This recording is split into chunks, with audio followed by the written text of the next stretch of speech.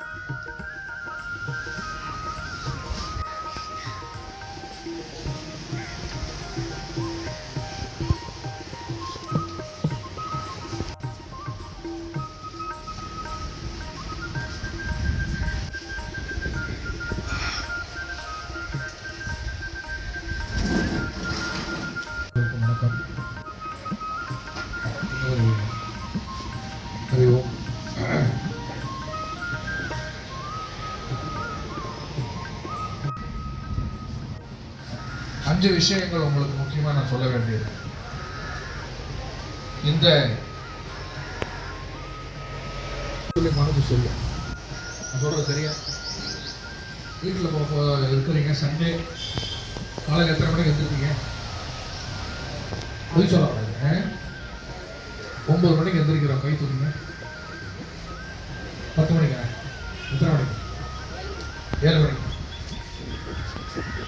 நம்ம பெரியவர் சொல்லி வச்சிருக்காங்க, வைகரை துயில் என்னது அதிகாலை. எல்லா உயிரினங்களும் சூரிய உதயத்தை பார்த்து கொண்டே பொழுது விடிஞ்சா உடனே அதனுடைய வாழ்க்கை என்ன பண்றது துவக்கிறது. ஆனால் முழு சுதந்திரம் கொடுக்கப்பட்டிருக்கிற மனிதன் மட்டும் என்ன பண்றேன், நேரம் இருக்கு நம்ம தூங்கலாம், ஒன்றும் பிரச்சனை இல்லை, ஒன்றும் யாரும் கேட்க போறாங்க. அதனாலதான் நமக்கு நிறைய ஹாஸ்பிட்டல் இருக்கு. பறவைக்கோ யானைக்கோ மானுக்கோ என்ன விருடங்களுக்கு ஏதாவது ஹாஸ்பிட்டல் இருக்கா? சாமி இருக்கு சாமி. வெட்டனரி ஹாஸ்பிட்டல் இருக்கு, பூனைக்கு ஹாஸ்பிட்டல் இருக்கு, நாய்க்கு ஹாஸ்பிட்டல் இருக்கு.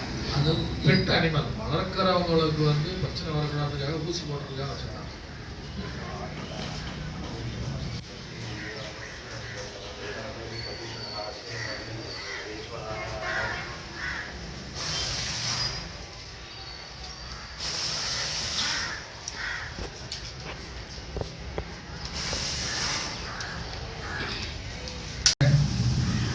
தூக்கத்தை நீங்க என்ன பண்ணி ஆகணும், குறைக்கணும். அதே போல விளையாட்டுத்தனமா இருக்கக்கூடிய விஷயங்கள் எல்லாம் குறைக்கணும். You have to be serious hereafter. ரொம்ப உங்களுடைய பரீட்சைக்கு நீங்க என்ன பண்ணணும், சீரியஸா ஒர்க் பண்ணி ஆகணும்.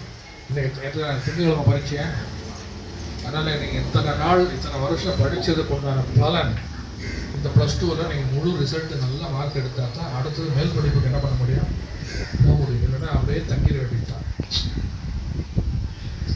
எல்லாத்துக்குமே நீட்டுக்கு போனோம்னாலும் சரி, ஜேஇ போனோம்னாலும் சரி, காலேஜ் போனோம்னாலும் சரி, குறிப்பிட்ட ஒரு டோட்டல் மார்க்ஸ் இல்லைன்னா என்ன பண்ண மாட்டாங்க, சேர்த்துக்க மாட்டாங்க. You don't be consider.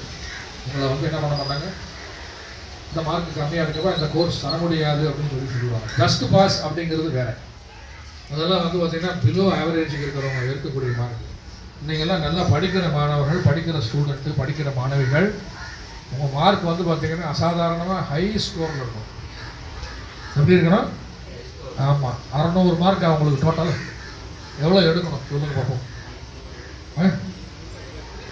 என்னது 550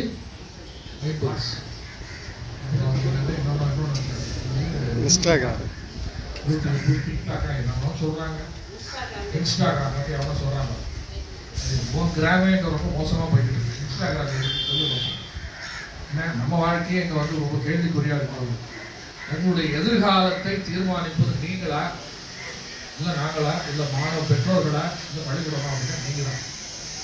நீங்கள் நல்ல மார்க் எடுத்தீங்கன்னா பள்ளிக்கூடத்துக்கும் சந்தோஷம், தலைமை ஆசிரியருக்கு சந்தோஷம், உங்களுக்கு சொல்லிக் கொடுத்த ஆசிரியர்களுக்கு சந்தோஷம், நிர்வாகத்துக்கு சந்தோஷம், ஊருக்குள்ள இருக்கிற பெரிய மக்களுக்கு சந்தோஷம், பள்ளிக்கூடத்துக்கு நிறைய பேர். உங்கள் ஃபோட்டோ எங்கே வர வெளியே கட்டவுட்டில் வரமா வராங்க. ஃபோட்டோ வர்றதுக்காக அவங்களை படிக்க சொல்லலை, என்ன நீங்கள் நல்லா இருக்கணும்னு சொல்றதுக்காக நாங்கள் வந்து இப்போ சொல்லிக்கிட்டே இருக்கோம். மூத்தோர் சொல்லும் முது நெல்லி கனியும் முன்னே கசக்கும் பின்னே நான் சொல்றது கஷ்டமாக தான் இருக்கும். அதனால் 5 விஷயங்கள். ஒன்று, தூக்கத்தை குறைங்க, நல்லா படிங்க.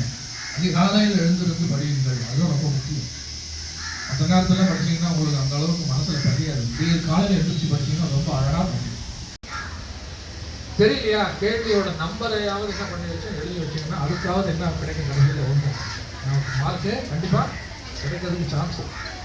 நம்ம ஏதாவது தப்பாக கேட்டுட்டு நீங்கள் அந்த கேள்விக்கு ஒரு மார்க் எழுதாம வந்துச்சுன்னா மார்க் கிடைக்குது. ரெண்டாவது, தெரிஞ்ச பதில்களை எல்லாம் கேள்விக்கு உடனே டக்கு டக்கு டக்கு டக்குன்னு சீக்கிரமாக எழுதிடணும். கொடுக்கப்பட்ட நேரம் 3 மணி நேரம். எவ்வளோ நேரம்? 3 மணி நேரத்தில் எல்லாத்தையும் நீங்கள் இந்த வருஷம் உள்ள படித்ததுக்குள்ள ப்ரொடியூஸ் பண்ணணும். அதான் டைம். கிரிக்கெட் மேட்ச் மாதிரி தான்.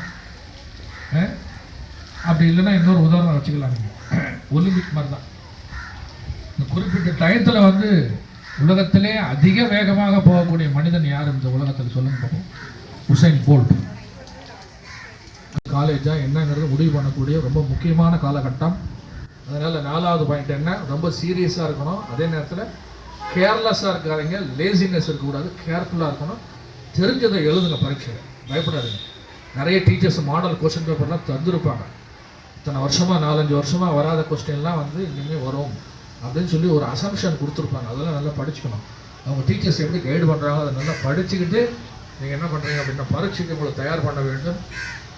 ரொம்ப ஹார்டு ஒர்க் பண்ணணும். அப்படி தான் அவங்களால என்ன பண்ண முடியும், நல்லா பரீட்சைக்கு எழுத முடியும். அதுக்கும் மேலே இன்னொரு முக்கியமான 5வது பாயிண்ட் என்ன அப்படின்னா, உங்கள் மேலே நீங்களே நம்பிக்கை வைங்க. தயவுசெய்து தன்னம்பிக்கை ரொம்ப ரொம்ப அவசியம். ஐயோ இப்படி நான் ஆவனா போவேனா தெரியாது அப்படி இப்படி இந்த மாதிரி வந்து பார்த்தீங்கன்னா இன்ஃபீரியாரிட்டி காம்ப்ளெக்ஸே வரக்கூடாது. உங்கள் மனசில் எண்ணங்கள் எப்படி இருக்கணும், உயர்ந்த எண்ணங்களாகவும் பலமான எண்ணங்களாகவும் சுப்பீரியாரிட்டி காம்ப்ளெக்ஸ் தான் இருக்கும்.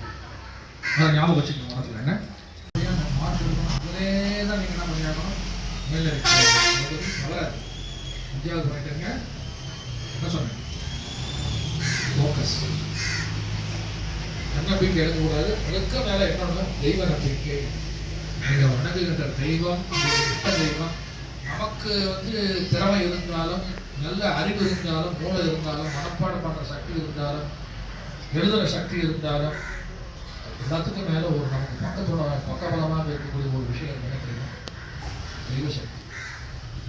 நிறைய 99% ப்ளஸ் இருக்கு. ஒரு மைனஸ் இருந்தால் என்ன ஆகும் அப்படின்னா, ஒரு குறைவு. ஒரு மைனஸை சரி பண்ணுறது அப்படின்னா நம்ம வணங்க தெய்வ சக்தி தான். देवस्य धीमहि धियो यो नः प्रचोदयात्. ॐ शान्ति शान्ति शान्तिः. ॐ भूर्भुवस्वः. ॐ तत्सवितुर्वरेण्यं भर्गो देवस्य धीमहि धियो यो नः प्रचोदयात्. ओम शांति शांति शांति.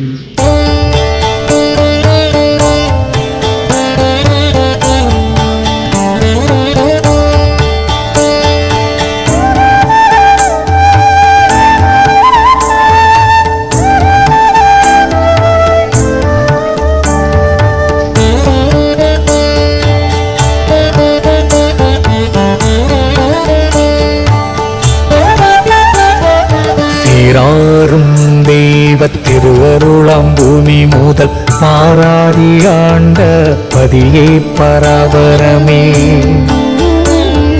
கண்ணார கண்டோர் கருப்பொருள் காணாமல் அருள் விண்ணூடிருந்த இன்ப வெற்பே பராபரமே.